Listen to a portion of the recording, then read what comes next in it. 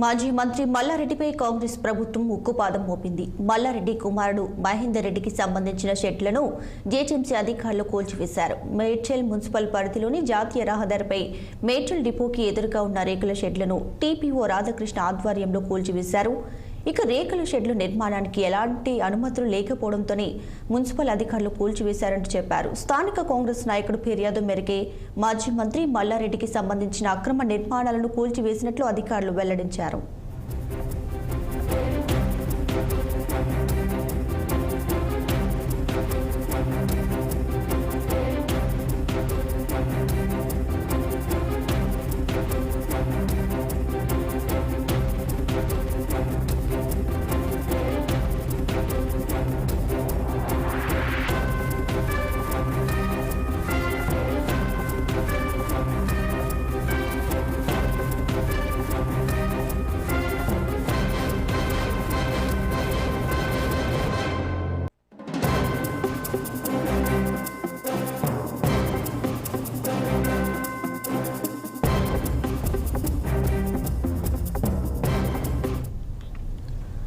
మాజీ మంత్రి మల్లారెడ్డి కుమారుడు మహేందర్ రెడ్డికి సంబంధించిన షెడ్లను జీహెచ్ఎంసీ అధికారులు కూల్చివేశారు.